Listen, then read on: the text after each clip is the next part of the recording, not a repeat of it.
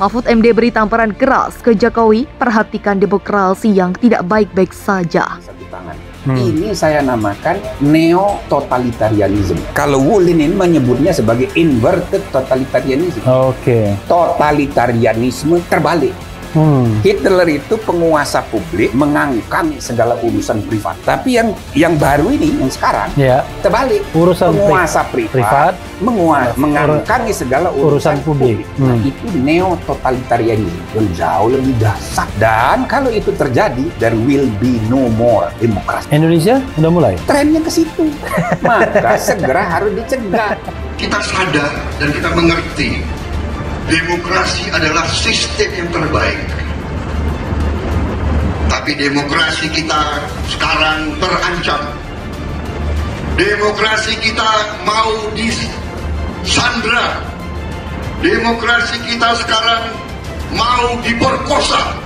Demokrasi kita sekarang mau dirusak dengan politik uang. Indonesia tidak bisa lagi dipimpin oleh orang-orang yang sembunyi di balik kepalsuannya.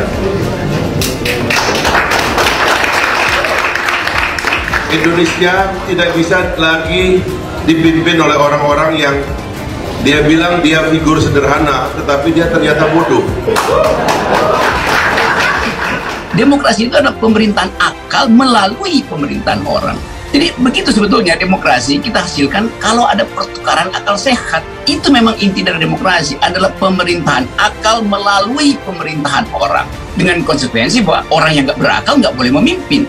Karena untuk menghasilkan keadilan, menghasilkan kemakmuran, diperlukan kemampuan untuk berpikir tajam dan mendalam.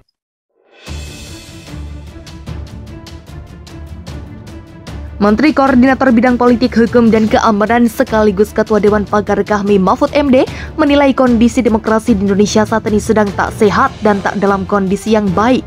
Bagaimana keadaan demokrasi kita sekarang? Demokrasi kita sekarang tidak sehat, tak sedang baik-baik saja, kata Mahfud dalam acara Puncak HUT ke-56 Kahmi di Hotel Kartika Chandra, Jakarta.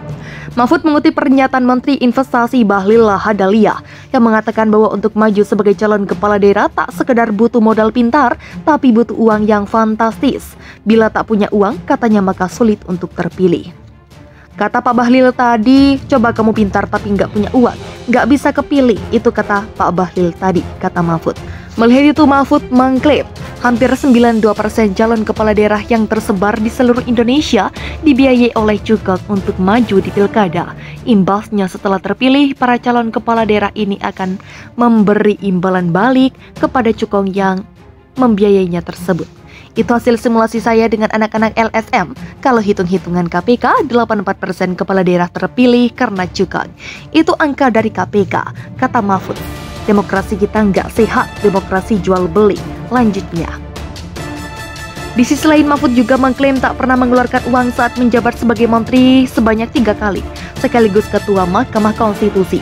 Ia mengatakan tak berniat untuk memperkaya diri sendiri, padahal ia mengatakan potensi untuk memperkaya diri sendiri sangat besar ketika masih menjabat sebagai Ketua MK.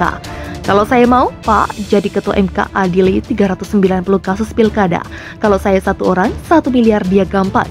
Orang mau menang pilkada kalah saya menangkan bisa.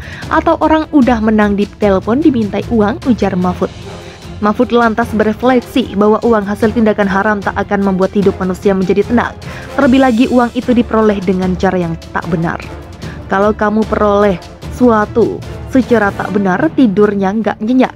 Kalau sudah pensiun nyari pengawal, sesudah tak punya backing, jadi tak aman, dikorbankan temannya sendiri. Itulah permainan, imbuh Mahfud. Mahfud MD beri tamparan keras ke Jokowi, perhatikan demokrasi yang tidak baik-baik saja. Menteri Koordinator Bidang Politik, Hukum, dan Keamanan sekaligus Ketua Dewan Pakar Kahmi Mahfud MD menilai kondisi demokrasi di Indonesia saat ini sedang tak sehat dan tak dalam kondisi yang baik. Bagaimana keadaan demokrasi kita sekarang? Demokrasi kita sekarang tidak sehat, tak baik, tak sedang baik-baik saja, kata Mahfud dalam acara Puncak HUT ke-56 Kahmi di Hotel Kartika Chandra, Jakarta. Mahfud mengutip pernyataan Menteri Investasi Bahlil Lahadalia yang mengatakan bahwa untuk maju sebagai calon kepala daerah tak sekedar butuh modal pintar, tapi butuh uang yang fantastis. Bila tak punya uang, katanya maka sulit untuk terpilih. Kata Pak Bahlil tadi, coba kamu pintar tapi nggak punya uang, nggak bisa kepilih, itu kata Pak Bahlil tadi, kata Mahfud. Melihat itu, Mahfud mengklaim hampir 92% calon kepala daerah yang tersebar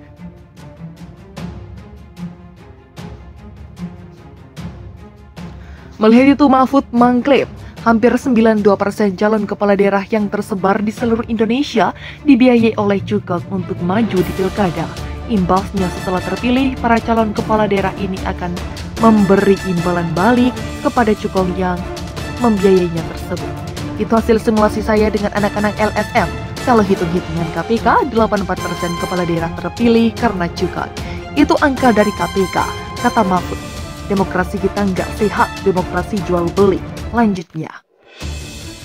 Di sisi lain, Mahfud juga mengklaim tak pernah mengeluarkan uang saat menjabat sebagai menteri sebanyak 3 kali, sekaligus ketua Mahkamah Konstitusi.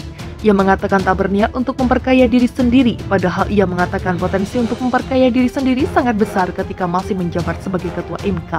Kalau saya mau, Pak, jadi ketua MK adili 390 kasus pilkada. Kalau saya 1 orang, 1 miliar dia gampang. Orang mau menang pilkada kalah saya menangkan bisa. Atau orang udah menang di telepon dimintai uang, ujar Mahfud. Mahfud lantas berefleksi bahwa uang hasil tindakan haram tak akan membuat hidup manusia menjadi tenang. Terlebih lagi uang itu diperoleh dengan cara yang tak benar. Kalau kamu peroleh suatu secara tak benar, tidurnya nggak nyenyak. Kalau sudah pensiun nyari pengawal, sesudah tak punya backing, jadi tak aman, dikorbankan temannya sendiri. Itulah permainan imbuh Mahfud. Marah ke Jokowi, DPR minta stop dulu pembangunan infrastruktur daripada naikkan harga BBM.